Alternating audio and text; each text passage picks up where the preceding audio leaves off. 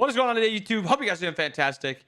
Today's video is going to be a lot more simple compared to yesterday's video. Yesterday's video was learning the meta, if you already kind of know things about the game and about the items.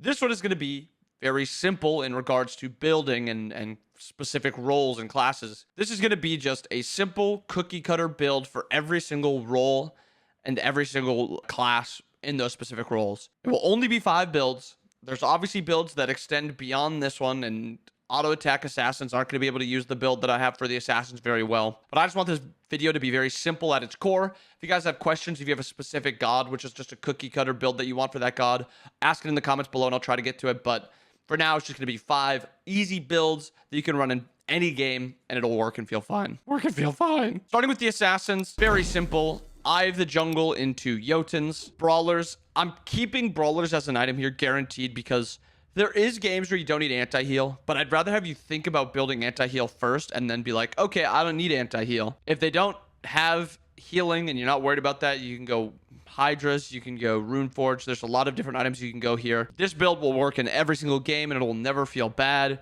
If you get to the late game, you have one-shot potential. If you play the early game well, you'll just be a very efficient god. That is the entirety of this build. Very easy, works for almost any assassin. Obviously, don't run it on Arachne, Baka, but most other gods will feel fine with this build. Next up is the solo lane warrior build, and this build is kind of what's shaped up in that lane, and I was trying to fix it around so it's not something that can only be built by Chalk, because Chalk is the god I selected, and Chalk is a very good Sekhmet's god, but I was like, okay, cookie cutter, no Sekhmets. Jotun's Vigor has seen this massive, I don't even want to say resurgence, because it's never really been a great item, but it's seen this massive boon in popularity. And Axe, Jotuns, Glad's, Pesty, Binding, Robe has this really good combo together where healing in Jotuns, healing in the Axe. Glad's gives you a little bit extra damage, and you have flat penetration for your Glad's damage. Pesty gives you a little bit of anti-heal. Binding gives you a little bit more damage. And Robe gives you a little bit of survivability. All of it tying into just an all-around really strong build.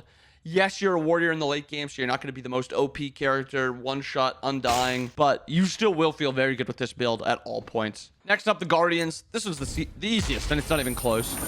Sentinel's Embrace into Thebes is turn your brain off easy. Sov, Shoguns, every single game. It's going to be OP. Pridwin Robe. Yes, you can switch around the order of this build. Like if you want the Pridwin earlier, just put Pridwin here and push these items down. But I like this order a lot more. I like the Sov Thebes spike because it's just so much survivability. And then I think Shoguns is one of the most OP items in the game for just team fighting and just for 5v5 in general. So this is the build for support. Covers all your bases, tankiness, not a lot of damage, but but that's the build. For mages, very simple. If you watched the video yesterday and you were a more of a casual player, you still would have been like, okay, mage builds are Pendulum into Book. And guess what? Pendulum into Book. And it's the same thing as Brawlers. I'm throwing Divine in here, so you think about Divine first. Can you go Deso? Absolutely. But I want you to get you thinking of Divine first. Reaver, Obshard, Rod Tahuti. Reaver gives you tank killing, Divine anti-heal, Obshard and Rod allows you to do a lot more damage to tanks, and Pendulum Book just gives you some of those power in the game period, so this is the mage build. And then lastly, ending with the hunter build. This is the one that I kind of got from Zap. This is very good for almost any single ADC, but there is a lot of nuance to the ADC build. Deathbringer is still incredible. Odibo has some strength, but this build in every single game will just feel phenomenal. Hunter's Cowl, Dev's Glows, Xe, Demon Blade, Dom, Kin Size. You'll have a lot of lifesteal from these 2 items. Xe gives you shred on objectives and tanks. Demon Blade gives you that crit chance, which is, it gives you 1v1 potential against assassins. And that's kind of what makes Deathbringer feel so good and crit feel so good, is it allows you to 1v1 assassins if they dive you incorrectly.